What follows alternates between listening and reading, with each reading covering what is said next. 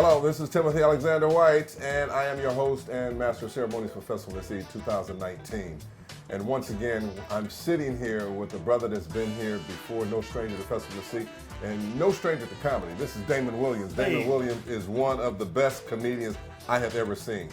Welcome, man. Thank you, man. Good to see you, brother. Yeah. And you're one of the best MCs I've ever worked with. That. Yeah, you do a fine job, man. You killed it with the auction, too. Thank you so much. Yes. One of the things about you, man, that I really, really like, and it's just amazing, is your quick wit. Okay. You're very quick, man. You can see a situation. I know sometimes comedians write jokes. Right. You have a prepared show from time to time, but your wit on what you see is so quick and so on point. How does that happen, man? Well, you know, in my career, I've hosted a lot of shows. Okay. And when you host, you have a recurring audience.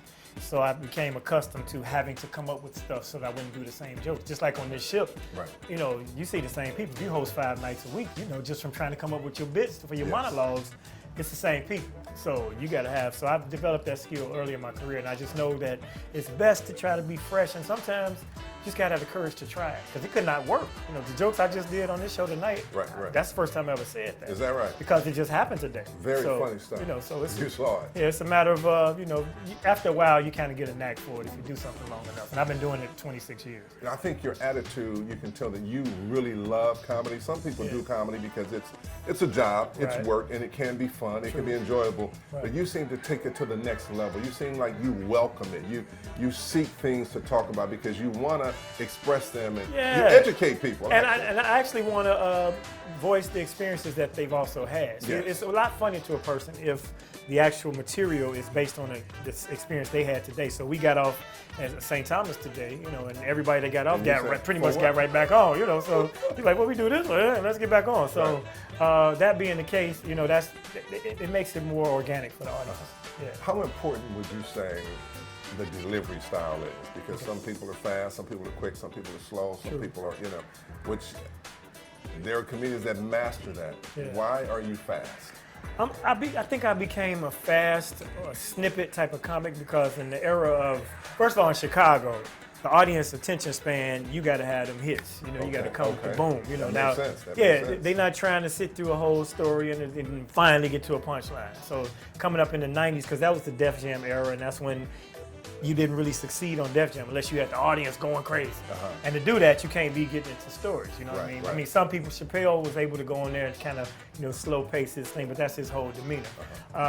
Then when I did Comic View, I figured out that if your jokes were short, when they did the best of episodes, if they had a topic, they'd just go through the topics right quick. So your joke had to be quick enough for them to put you in the best of. And by being on the best of, that's how you got more bookings because people will see you more often. So I started to write, you know, snippet type material. Okay. Do you set aside a certain time of day to write jokes, or you just, do you ever sit, let me think of something, what can I talk about now? What haven't I done? Do you ever do that? I used to do that more deliberately. I used to carry a book around and I jot stuff down. Now it's kind of like, it's more, I'll jot down a bullet point of the topic. You know, so after you do something for long enough, like Jay-Z say he don't even write rhymes no more. He just go in the studio, he have a concept, and he's able to do it. So I kind of call like I Jay-Z it, you know what I mean? But I wish I was still more organized like that, because now that I've been everywhere and I've been traveling a lot. Now, you know, I come to the Bay Area kind of often. Now I'm gonna do that every year. I want to have new stuff, so I have to be more deliberate. And in that case, you could just sit down and put 5 words down, and you know, couples, the DMV, you know, traffic, and then try to make a joke off of that. But my style is more so I might have a conversation with somebody and say something kind of quick and they laugh, and I'm like, okay, I can use that again. Or I'll see something and it's an experience like for this type of show. That's how that works. You ever read the newspaper for jokes? Yeah, I look at, you know, I'm on Tom Joyner's show, so now I have a Tuesday feature called Seriously Ignorant News. So I have to look at stuff for that. And then on Fridays, I have 2 or 3 segments where it's called That's What I Think.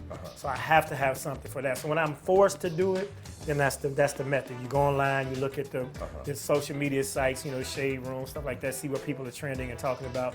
Or you go deeper and find more obscure stories that people are not talking about and bring them to the light. What's funny to you?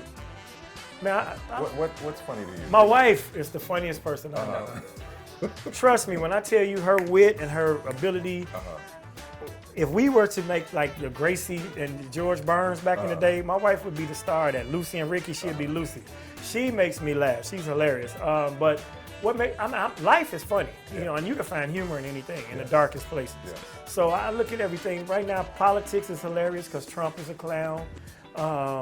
You know, relationships are tricky now. That's always this funny, you know, interaction when you see people, how they're doing and going through things. Social media has a lot of hilarious, like memes are hilarious to me. I laugh at a lot of memes.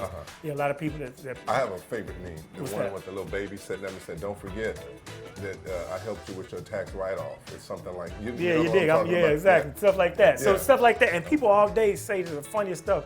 I just saw one today, and the lady was like, a kid would be like, "Mama, look at me," and then they'll jump and spin in a circle and stand there. And she like, "Thank you for wasting my damn time." You know, it's not funny to her, but you know, it's everyday ordinary people are hilarious on social media. Yeah. What are some of the? Yeah, I probably asked you this before, Not a but problem. what I've already asked you, I've never asked you before. What about some of your favorite venues? Where do you like to perform? You What know, are some of your favorite cities? Well, I enjoy everywhere, to be honest. You know, you go to Atlanta, you know, because it's so black. You know, it's black everything. So it's just good to just be in that. It's Wakanda. You know, I love going to Atlanta to perform. Of course, the Bay, Tommy T's has been good every time I've been there because the family comes out. Yeah. By family, I mean the Festival C family. And I'm actually about to do something with them on a recurrent basis. We're going to try the first one. It's going to be Wednesday, September 18th. It's going to be a night of entertainment. I'm hosting this, and it's going to be like karaoke, comedy, poets, you know, whatever talent you may have that fits this small stage. So I don't know about dancers, and I don't think we're gonna have too many rappers. But it'll be called. It's gonna be Step to the Mic, and what we're gonna do is it's gonna be a series, and then there'll be a cash prize at the finals. Blah blah blah blah. It might be monthly, might be depending on the popularity. Might be every other week. You know, so I'll be coming to the Bay more. Of course, I know you moved, but the Bay people come see that, and I'm just traveling everywhere, man. I love going around. I love performing at home. And since I'm on the road so much, when I'm home in Chicago, it's always a treat. If you had opportunities to do movies, would you consider that? Because you like to move around, and movies going to keep you in place. Well, I'm doing them now. I've done a couple of independent films just to learn, you know, the stage of the game. So it's a movie, Not Another Black Movie. I'm one of the leads in that. There's another film we just completed, and it's being edited now. It's called Heaven on Seven. I'm the lead, and I'm the leading man in this film. So I've been playing with it, you know. And I'm missing an audition for Empire while I'm on the ship. It would have been today. Wow. But you know, what's meant to happen will happen. So I hadn't pursued Hollywood or sitcoms and film, but now I think I've gained enough, you know, grassroots support. So if I am in a movie or a film, it'll be successful because my fans or my supporters will come and check it out. And a lot of people want that for me, and I've actually neglected that because I took the stand-up route as my primary source of entertainment and my primary source of income because, you know, I have a son to raise and he's grown now, and I didn't want to go to Hollywood and be a struggling artist and sleeping on couches, you know. So I did the college market and things of that nature. But now I'm ready, and I think I have enough confidence. It's another thing in my acting ability and experience, you know, to master that craft. Yeah. Well, you're very talented, man. Well, very talented. Your son. Yeah. Does he have any comedic aptitude? My son, he's not only a poet, he's done poetry, he's an actor. He was in films long ago. He was in Roll Bounce. He was one of the, if you know Roll Bounce, he's the leader of the water balloon kids, the little bad boys throwing the water balloon. When you see that, you look at his face, you recognize it. He just did an independent film called Drive Slow that's getting acclaim around town. So he did a lot of commercials and stuff, but now he's more into social activism and you know, trying mentorship and things of that nature in Chicago. You know, you being a young man, it almost feels weird to ask you what would you tell young up and coming comedians, and you being young yourself. But what would you tell the comedians that are coming up to get into this game? Well, actually, man, I'm the OG now. Like all the comics on the last comic sale, and I'm the OG. You know, I've been doing this 26 years, so I'm not as young. I just keep a youthful appearance. Like Sid said, I'm young old. Young old. Yeah, but I just say right now, you know, you have to work with the things that are available to you. Like for us, if you made it on Def Comedy Jam or Comic View, Showtime at the Apollo, you could basically start your career that way. For them, it's social media because there's not many television outlets, and the viewing audience is so fragmented because you have so many sources of entertainment and content. So it used to be if you get on one TV show, everybody saw you, but now you got Hulu, you got Netflix, you got, you know, all the networks. So now you have to really master your social media. But still, no matter how funny you are, no matter how many followers you have, learn the business and the craft. Because nothing worse than not being prepared for an opportunity presented. Let's say you got 1 million followers, and now we book you on Festival C, you got to do 45 minutes, you know, and you only got these 1-minute videos, you're not going to be ready for it. But I do not disparage the social media comedians, we like to call them, because they're they've mastered something in their era. You know, they've learned how to be funny in 60 seconds and how to attract people to their personality and things of that nature. Some of them have done well at translating it to the stage. So I would say be on your grind. It's 3 keys to it. Be persistent and diligent, be professional, and networking. Well, that sounds like good advice for whatever field of endeavor. Whatever it is, for sure. Yes. But in this business, for sure, you get a long way by, like, my relationships have gotten me further than my status or my fame. Right. Okay. You know, I got on this ship, I did well, then we bonded as a family, blah, blah, blah, and they brought me back. And that's happened in many different instances because I network, you got to be personable, you got to be, you know, friendly, you know what I mean? These things matter.